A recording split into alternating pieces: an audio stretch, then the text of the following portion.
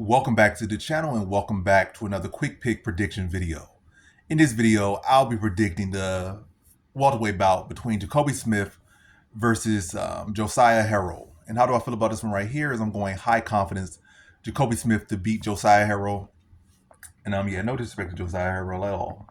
And there will be no disrespect to Josiah Harrell in this video. But I just think Jacobe Smith is just a bigger, better version. That's what I see. Two guys with similar skill sets or whatever, similar talents, similar strengths, maybe even similar weaknesses. But Jacobe Smith is the better overall fighter.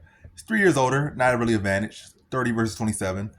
Jacobe Smith is 5'10" versus a 5'7" Josiah Harrell, maybe even shorter than 5'7". We've really been honest, but 5'10" Jacobe Smith versus 5'7" Josiah Harrell. Harrell has T-Rex arms. He has 6-7 inch reach versus like a 72, 73 inch reach for Jacobe Smith.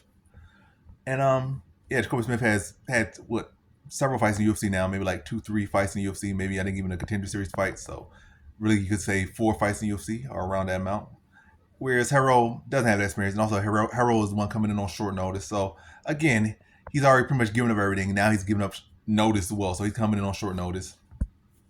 And I think reality-wise, win, lose, or draw this fight right here, I think Harrell, if he wants to be, really have any future in the UFC or at a high level, he needs to cut down to lightweight. At the very least, cut down to lightweight. He's not really built at all for welterweight, and I don't think his wrestling is really that substantial or exceptional to really be giving him as much height as he's giving up, in size as he's giving up. So I think even like the mid-tier strikers with somewhat decent takedowns would be to pick him apart, to be honest. So I don't really see no high future for him at welterweight. I feel like he had to go down to a smaller weight class where, he can use his strength and more and fight guys his size instead of trying to fight guys that are going to be bigger and he just don't have the size or the talent to make up for it. And I'm just being honest.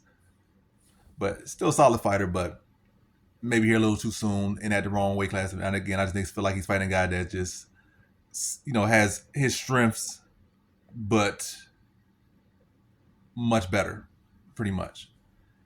Yeah, kind of on the same box, but he's just a better version. That's what I get in here. And I feel like Jacobe Smith can wrestle him pretty comfortably and beat him that way.